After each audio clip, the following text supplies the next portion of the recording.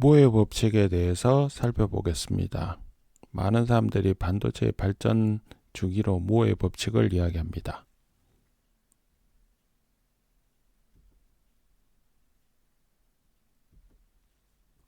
모의 법칙. 누구의 법칙이라고 하니까 사람이겠죠? 고든 무어는 1929년에 태어나서 2023년에 생을 마감한 반도체의 구루입니다. 고든 무어가 1965년 4월 19일에 일렉트로닉스 매거진에 반도체의 발전 속도에 대해서 이야기한 것이 언론에서 나중에 모어의 법칙이라고 이름을 붙임에 따라서 모어의 법칙이란 말이 생겼습니다. 처음에 1965년에 발표한 모어의 법칙에서는 반도체 칩 내에 소자의 수가, 그러니까 반도체 IC에서의 소자의 수가 거의 매년 2배가 된다, 이렇게 이야기를 했습니다. 그리고 그게 생각한데 계속 될 것 같다, 앞으로 한 10년 이상은, 그렇게 이야기를 했고요. 1975년에 가서는 그의 예상을 조금 바꿨습니다. 2년에 한 번꼴로 그렇게 될 것 같다. 그러니까 1965년 이 시기에는 반도체 초창기라서 인테그레이션, 이 집적하기가 좀 수월했겠죠.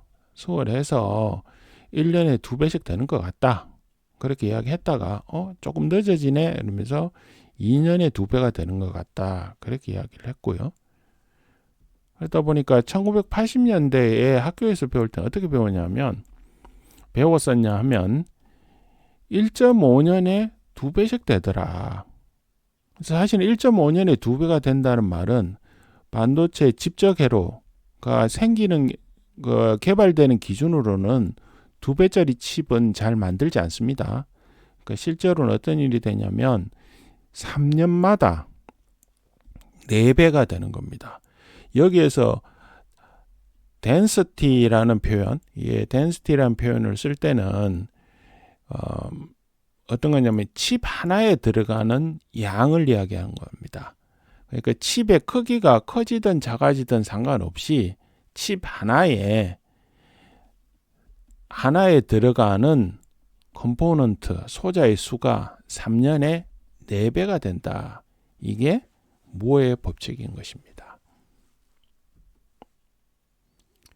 모어의 법칙은 우리가 기술의 진화를 설명하는 거다. 기술의 진화 중에서도 기술 진화의 속도를 이야기하는 거다, 그렇게 많이 이야기합니다. 그래서 이것을 조금 더 자세하게 좀 살펴보면 엄밀한 의미의 무어의 법칙, 무엇으로는 반도체에서 기술 노드, 테크놀로지 노드, 테크 노드가 어떻게 발전해 가느냐 보면 한 세대 테크놀로지 노드가 하나 개발되고 그 다음 개발될 때 가장 작은 것, 미니멈 피처라고 하기도 하고 최소 선폭 이렇게 표현하기도 하죠. 그게 한 70% 정도로 줄어듭니다. 그리고 인테그레이션 덴시티, 앞서 말했죠. 칩 하나에 들어가는 양이라고 그랬으니까 칩 하나당 4배의 컴포넌트가 들어갑니다. 이게 왜 4배가 되냐면 메모리를 생각해 보시면 메모리는 가로 세로로 워드라인이 있고 빈라인이 있습니다. 그러니까 가로 주소가 있고 세로 주소가 있다, 이런 이야기죠. 그러니까 2배를 늘리려면 가로만 2배 커지고 세로는 그대로 있거나, 아니면 가로는 그대로 있는데 세로만 2배로 커지면 칩 모양이 변하게 됩니다. 그러니까 변하지 않고 똑같은 모양을 유지하면서 그냥 커지는 모양, 아니면 유지되는 모양을 생각해 보면 가로 세로 2배씩 커져야 되기 때문에 실제로는 4배씩 커지는 쪽으로 기술의 테크놀로지 노드가 발전하게 됩니다. 그래서 칩당 4배의 인테그레이션 덴시티가 되고요. 근데 아까 슈링크는 70%가 된다 그랬잖아요. 예를 들어 원래 뭐 100나노가 있었다. 뭐 선폭 하나가 100나노미터였다. 그러면 70% 줄이면 어떻게 됩니까? 70나노가 되죠. 면적으로 보면 반이 되는 겁니다. 왜냐하면 0.7 곱하기 0.7 하면 0.49 그렇게 되니까요. 그러니까 여기서 70%도 대강을 한 거죠. 그래서 면적이 반이 되는데 인테그레이션 덴시티가 4배가 되니까 같은 칩으로 하면 반이 되겠지만 인테그레이션 덴시티가 4배가 되니까 테크놀로지 노드가 발전해 감에 따라서 칩의 크기는 2배가 됩니다. 그러니까 세임 폼팩터 가로 세로 모양이 똑같다고 생각하면 2배씩 칩이 커지는 거고요. 그 개발 주기는 3년이다. 처음에 1965년에 무어즈로가 2배라고 이야기했죠. 그러다가 한 2년마다 2배 되는 것 같다 그랬으니까 칩 개발 속도는 4배씩 됐던 거죠. 그러다가 뭐 중간쯤에서 3년마다 새로운 테크놀로지 노드가 나오더라. 그러다가 개발 속도를 좀 당기면 2년. 그렇게 하다가 최근엔 또 2년보다 멀어졌죠. 2년보다 다 길어졌습니다. 어쨌든 2년 내지 4년. 그래서 3년으로 생각하는 사람도 있고 2년으로 생각하는 사람도 있고 그래서 자료 만들 때마다 사람들 어떤 사람은 3년이 무엇으로의 원래 거다라고 이야기하고 어떤 사람은 2년이다 그렇게 이야기하는 것은 무엇으로가 명확하게 숫자를 이야기한 게 아니고 그런 것 같다 그랬다가 말도 한번 바꿨다 그래서 생긴 문제입니다. 하여튼 정리하면 미니멈 피처 시링크는 70% 그 다음에 칩의 덴시티는 4배 근데 칩의 크기는 2배씩 되더라. 그러면 노드가 개발됨에 따라서 칩은 점점 커지게 되고 안에 최소 선폭은 점점 작아지는 그런 모양이 일반적인 반도체 기술의 진화가 됩니다. 그것을 우리가 무어의 법칙, 무어즈로라고 하죠. 그런데 우리가 보통 그 언론에 이야기할 때는 이 세 가지 요소가 있지만은 주로 뭘 이야기하냐면 최소 선폭, 미니멈 피처 사이즈를 우선적으로 이야기를 합니다. 왜냐하면 이게 생각하기가 쉽거든요. 그리고 사이즈가 작아지면 진짜 작아지는가 보다, 기술이 발전하는가 보다, 그런 일반인이 느끼기 때문에 그래서 기술의 진화를 미니멈 피처 사이즈, 최소 선폭 사이즈로 이야기를 합니다. 어떨 때 보면 요즘은 보면 이게 어느 정도 마케팅적인 요소도 있는 것 같은 생각이 듭니다. 그거는 뒤쪽에서 이야기하겠습니다. 그래서 어떤 사람은 무어의 법칙을 계속 유지하고 있다. 잘 개발이 되고 있다. 이렇게 이야기하는데 실제로 무어의 법칙이 유지되고 있느냐 이걸 한번 생각해 보겠습니다.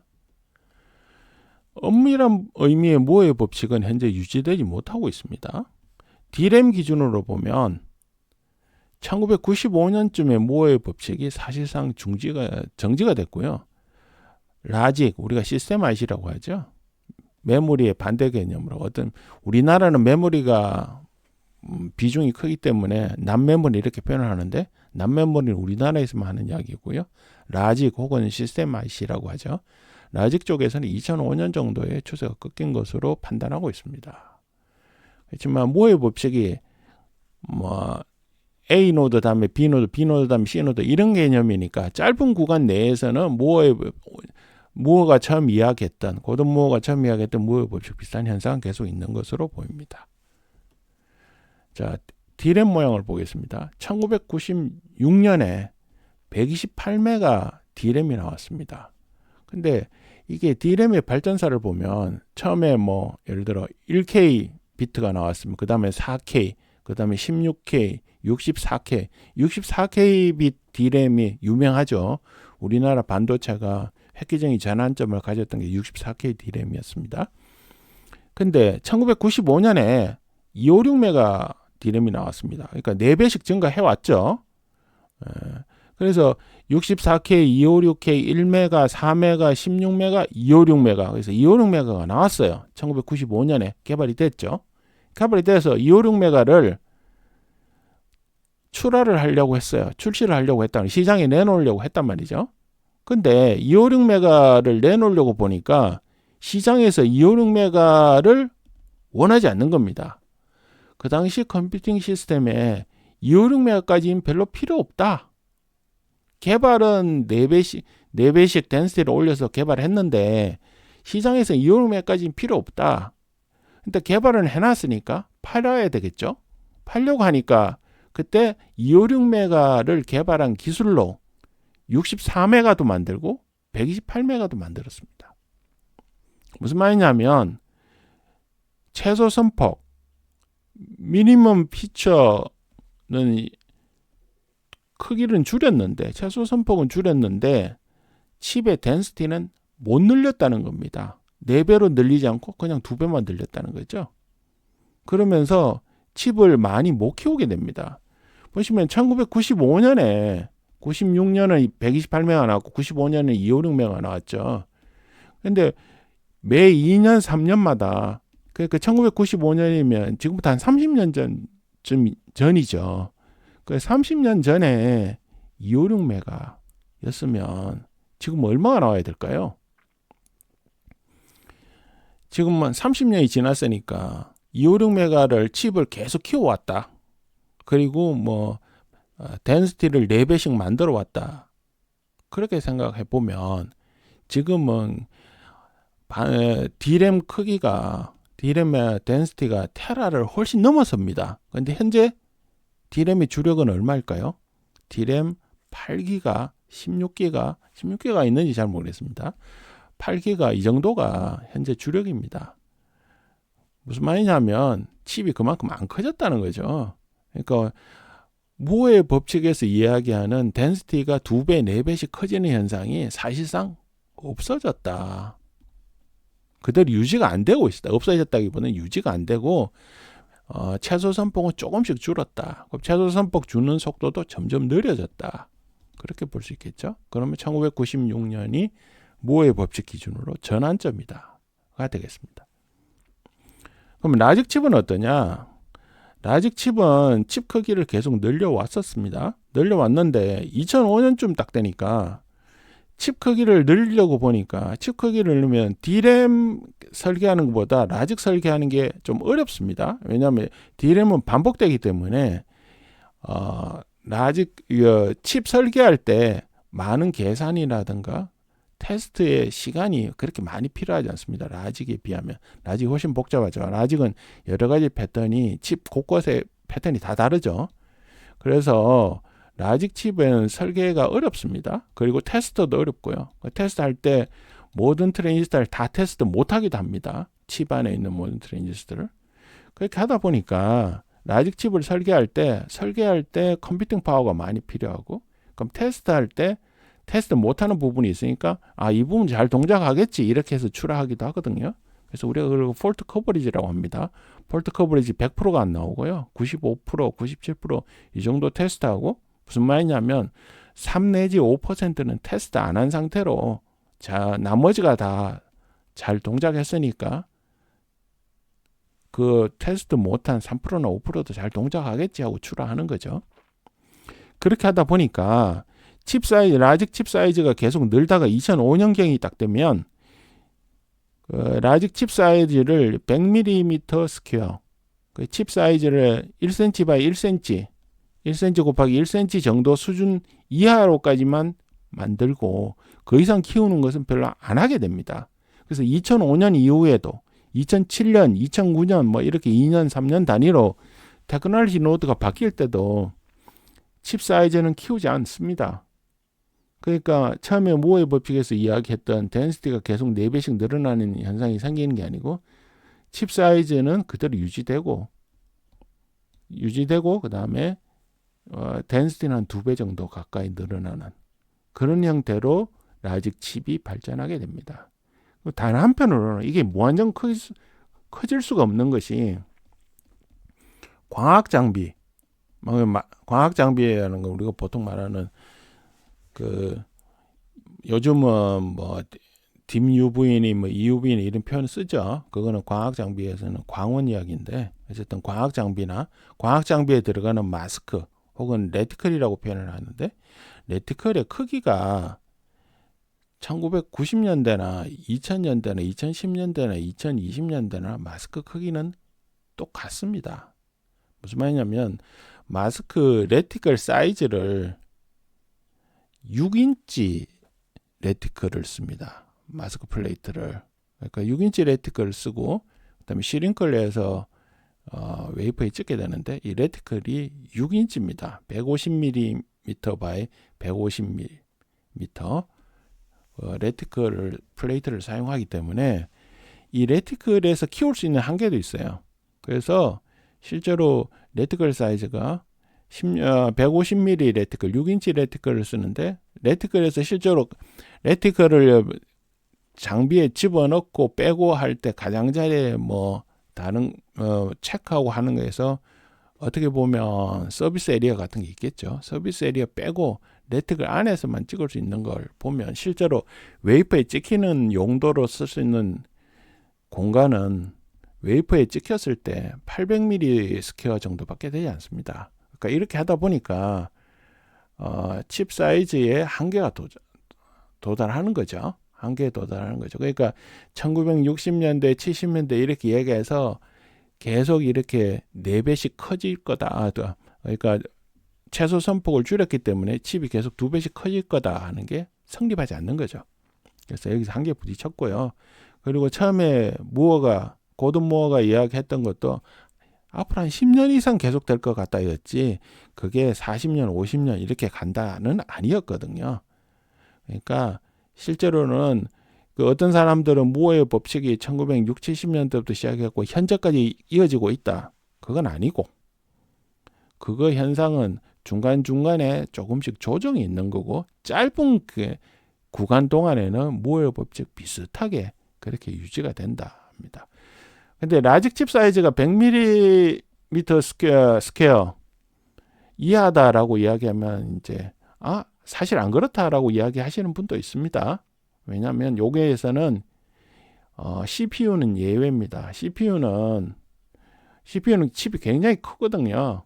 그거는 CPU 설계하는 사람들은 이 800mm 스퀘어 이 안에 가능하면 그 공정 속도를 위해서 800mm 스퀘어 안에 칩 2개 정도 들어가는 거, 그 정도로 설계를 많이 합니다.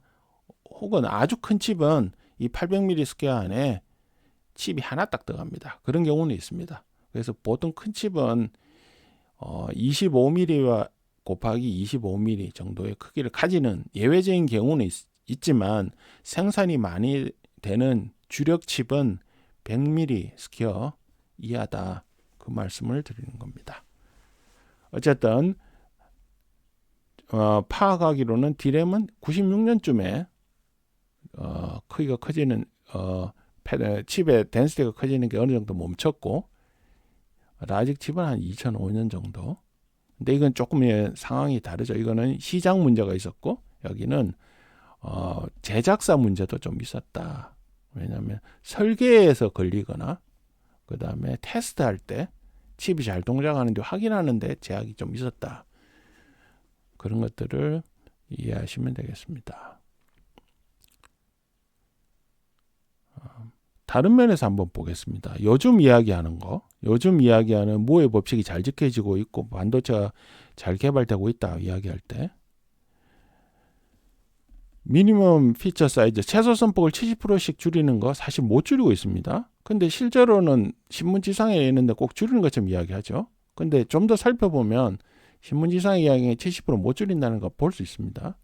D램 같은 경우에 지금 테크놀로지 노드를 1X, 1Y, 1G, 1A, 1B, 1C, 1D 이렇게 표현을 합니다. 이게 무슨 말이냐면 이게 1D까지 있다. 예를 들어 1D가 제가 숫자가 정확하게 어떤 건지 모르겠는데 이게 숫자가 워낙 차이가 적어가지고 그러니까 10몇 나노인데 이 크기를 그러니까 X, Y, G, A, B, C 이렇게 표현을 하는 거죠.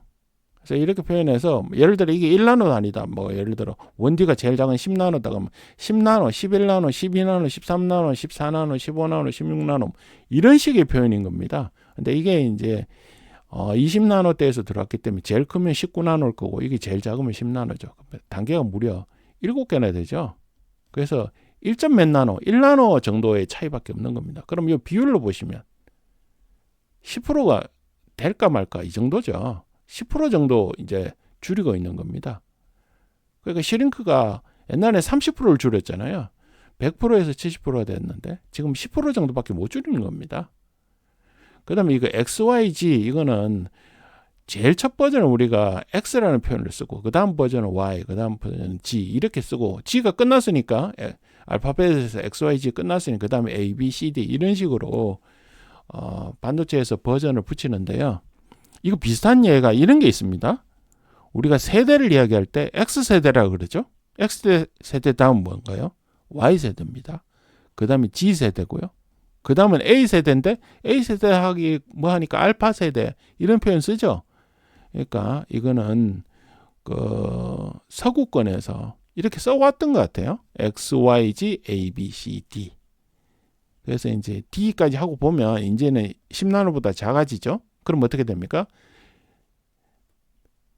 0, 뭐 9나노, 8나노 이렇게 되니까 앞에 게 0이죠. 그래서 0X, 0Y, 0G, 0A 뭐 이런 식으로 또 번호를 붙이겠죠. 어쨌든 D램 테크놀로지 노드를 보면 70% 쉬니까 안 된다. 이게 눈에 보입니다. 그 다음에 라직을 보면 2014년 이후에 트랜지스터, 필드 이펙트 트랜지스터 이렇게 보이는데 T가 트랜지스터죠. 트랜지스터의 물리적 크기를 못 줄이고 있습니다. 왜냐하면 물리적 한계로 트랜지스터 채널 랭스를 못 줄이고 있는 겁니다. 그래서 뭐 테크놀로지 노드 요새 5나노, 3나노, 2나노 이런 이야기 하는데 5나노, 3나노, 2나노 트랜지스터 크기 똑같습니다. 예? 못 줄입니다. 그래서 이게 언제부터 이걸 못 줄였냐면 7나노 때까지 마지막으로 줄였고 그 이후로는 이론적으로 못 줄이고 있습니다. 실제 못 줄이죠.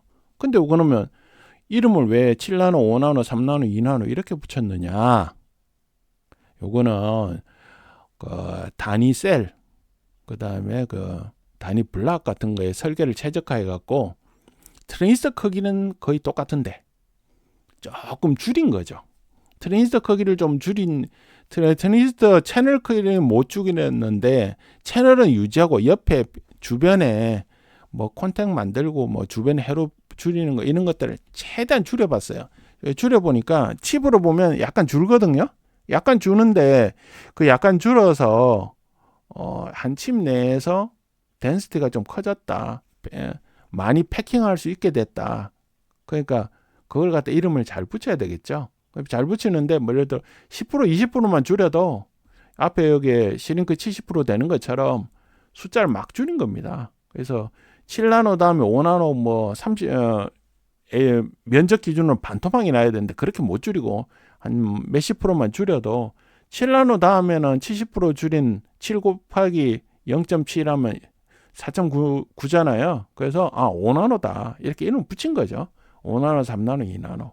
그래서 이거를 그 마케팅적으로 일반인들이 보면 뭐 준 거 같네. 실제로 뭐 모어의 법칙처럼 70%씩 잘 주는가 보네. 그렇게 하면 앞선 기술이네. 이렇게 받아들일 수 있다고 생각해 갖고 그냥 이름만 그렇게 붙인 거죠. 실제로 내부의 트랜지스터 사이즈 거의 줄지 않습니다. 그러니까 이게 기술의 한계죠. 그리고 이제 3나노, 2나노 이렇게 좀 되면 이때 되면 이제 그 트랜지스터 채널 랭스 외에도 나머지 사이즈도 줄이는데 한계가 왔습니다. 그래서 나머지 사이즈 잘 못 줄입니다. 그래서 뭐 어떻게 줄일까 하고 뭐 조금이라도 뭔가 개선점이 생기면 이름을 갖다 붙이는 거죠. 그래서 이게 조금 나아졌다. 그러니까 새로운 노드다. 근데 일반인은 엄청나게 개선된 것처럼 생각하고 기술자들 실제로 업계에서는 줄인 양이 정확하게 숫자가 얼마 정도 줄었냐, 미세한 양 얼마냐 이런 걸 갖고 세부 내용을 갖고 이야기를 하고 세상 사람들은 그냥 시장에서 엄청 준 것처럼 이해하고 있을 거다. 그렇게 하고 넘어가는 겁니다. 그러니까 모어의 법칙이 현재도 잘 진행되고 잘 유지되고 있느냐? 실제로는 아니다. D램 같은 경우에는 숫자만 봐도 아니라는 걸 바로 알 수 있다. 그렇게 되겠습니다. 한때 황해 법칙이라는 말이 있었습니다. 2002년에 ISSCC 이게 Solid State Circuit Conference인가 그렇죠. International Solid State Circuit Conference.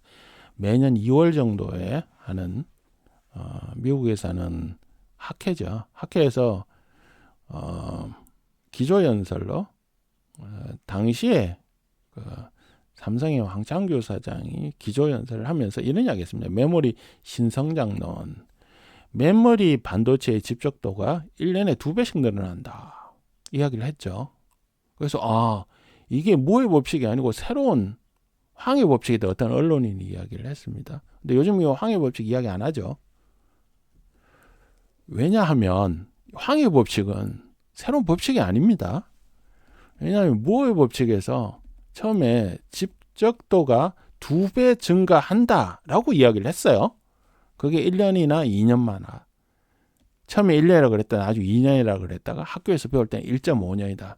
근데 그 이유가 뭐였냐면, 근데 그 이유는 본인이 2배라는 걸 사람들이 잘 알아보기 때문에 실제로 칩은 4배씩 증가하는데 2배를 사람들이 잘 알아듣기 때문에 2배라고 표현을 했던 거고, 그래서 실제로는 4배씩 가다가 내용이 어떻게 됐냐? 앞서 말했지만 1996년에 128메가가 나오면서 2배씩 늘어난 칩이 실제로 나왔습니다. 96년에. 그러니까 이미 2배씩 늘어나는 반도체 테크놀로지 노드의 진화가 있었던 거죠.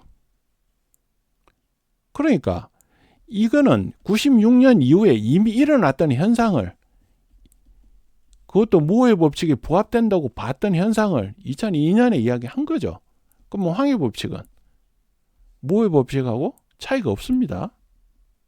그러니까 새로운 법칙이 아닌 거죠. 그러니까 우리나라 언론이 이렇게 이야기한 것 같은데 결국 아무 의미가 없는 내용입니다. 그래서 황해 법칙이란 것은 새로운 법칙이라 할 수가 없습니다. 그래서 요즘 안 쓰는 거죠. 왜냐하면 쓸 이유가 없어요. 모의 법칙을 그냥 설명해 줬는데, 그걸 설명해 줬고 실제로 이런 일은 이미 1990년대부터 있었다. 근데 2002년에 새로 이야기했다. 이게 새로운 신성장론이냐? 여기 새로운 신성장론이라고 할 수도 없다. 왜냐? 90년대 이미 그런 현상이 일어났었다. 그냥 2002년에 90년대 후반부터 있던 일을 다시 한번 이야기했던 것에 불과한 거죠. 그래서 세상에는 황해 법칙이 없다. 새로운 법칙이 아니다. 그래서 황해 법칙이란 말은 쓸 필요가 없는 그런 말이 되겠다라는 게 의견입니다. 예, 이상과 같이 모의 법칙의 시작, 그 다음에 모의 법칙의 의미, 실제로 현재 모의 법칙이 잘 지켜지고 있는지 등에 대해서 이야기해 보았습니다.